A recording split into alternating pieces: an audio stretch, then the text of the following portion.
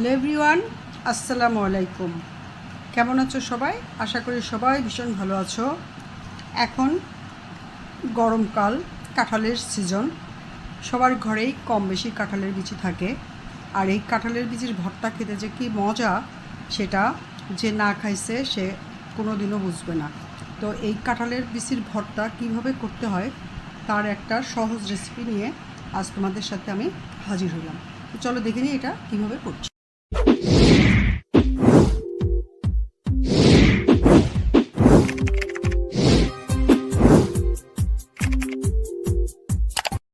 বিচিগুলো আমি সবগুলো ছিলে খুব ভালোভাবে ধুয়ে নিয়েছি।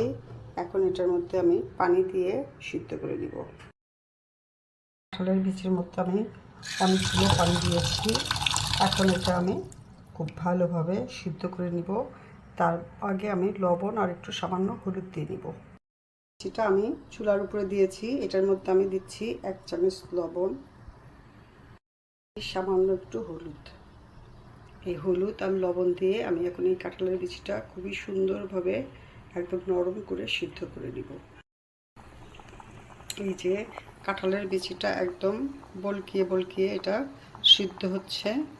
একদম মোটামুটি পানি শুকিয়ে গেলে পরে আমি এটা নামিয়ে নিব। তার আগেই এটা সিদ্ধ হয়ে যাবে আশা করছি।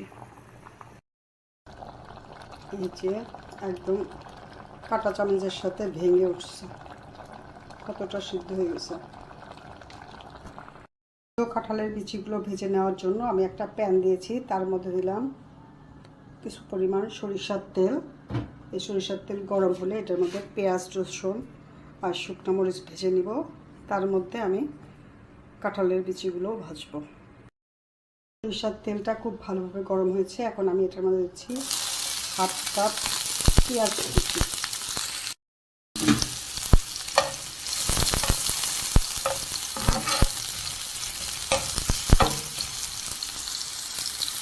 এর মধ্যে দিচ্ছি 1/2 কাপ রসুন কুচি। এখন এই পেঁয়াজ আর রসুন খুব ভালোভাবে লাল করে আমি ভেজে নেব।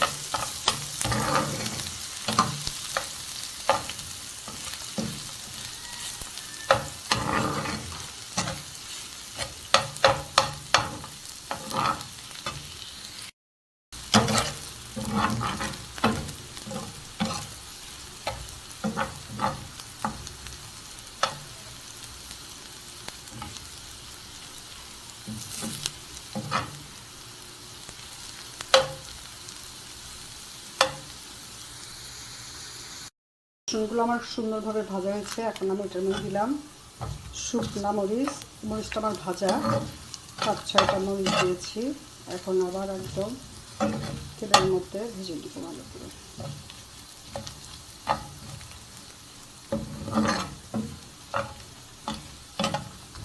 সুন্দরভাবে একদম পেঁয়াজ রসুনের বেরেস্তা হয়ে গেছে। মরিচগুলো আমার ভাজা হয়েছে। এখন এটার মধ্যে আমি সিদ্ধ করা কাঁঠালের বিচিগুলো ঢেলে দেব। এখন আমি ভাজা না তো সিদ্ধ করা কাঁঠালের বিচিগুলো সব দিয়ে দিলাম। এখন এর মধ্যে কাঁঠালের বিচিটাও ভেজে দেব।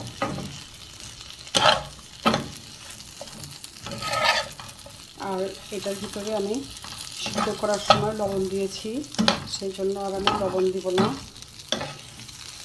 মরিচটা দিয়ে ভালো করে ভেজে নিয়ে পরে এটা আমি পাটায় বেশতে ভর্তা করব। এই বিচিগুলো আমার খুবই সুন্দরভাবে ভাজা হয়েছে। আর এটা তো সিদ্ধ যথেষ্ট। এইভাবেও এই কাঁঠালের বিচিটা খেতে অনেক মজা লাগে। পোলাও, রুটি বা ভাতের সাথে খেতে খুবই ভালো লাগে। খালি মুখে খাওয়া যায় স্ন্যাক্স হিসাবে। কিন্তু এটা আমি ভর্তা বানিয়ে দেখাবো। দেখো দেখতে কি সুন্দর লোভনীয় দেখাচ্ছে, খেতে অসাধারণ।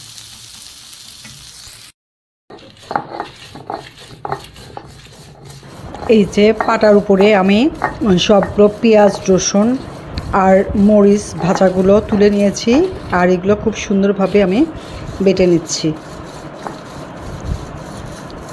পেঁয়াজ, মরিচ, রসুন বাটা হয়েছে। এখন এটার মধ্যে আমি কাঁঠালের বিচি দিয়ে ভালো করে পিষে নিচ্ছি। এই এটা একদম ভর্তাটা একদম পালিশ করেও বাটা যায়, আবার একটু আস্ত আস্তও রাখা যায়। আস্তটাই রাখবো আমি, আস্তটা খেতে বেশি ভালো লাগে। কাঁঠালের বিচিগুলো আমি সবগুলো ভালো করে পাটায় বেটে পেঁয়াজ, রসুন আর শুকনা মরিচ লবণের সাথে মিশিয়ে বাটিতে উঠিয়ে নিয়েছি। এখন পরিমাণ মতো সরিষার তেল দিলাম।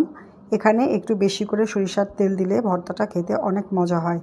আর এই ভর্তাটা গরম ভাতের সাথে খেতে কী যে অসাধারণ লাগে। এটা যেমন পুষ্টিকর তেমনি সুস্বাদু, খেতে ভীষণ মজা। তো তোমরা এভাবে নিজেরা বাসায় তৈরি করো আর বন্ধুবান্ধবের সাথে শেয়ার করো। ভর্তাটা করা খুবই ইজি, কিন্তু খেতে খুবই মজা। আর এই ভর্তা দিয়েই আবার কাটলেটও তৈরি করা যায়, তার একটা রেসিপিও আমার অলরেডি চ্যানেলে দেওয়া আছে। আমি ডেসক্রিপশন বক্সে লিঙ্ক দিয়ে দিব, তোমরা দেখে নিও।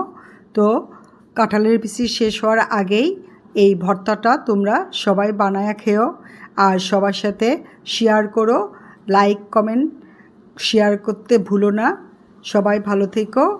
আর চ্যানেলে যদি নতুন হও প্লিজ সাবস্ক্রাইব করো, আর যদি অলরেডি সাবস্ক্রাইব করে থাকো তাহলে অনেক অনেক ধন্যবাদ। সবাই ভালো থেকো।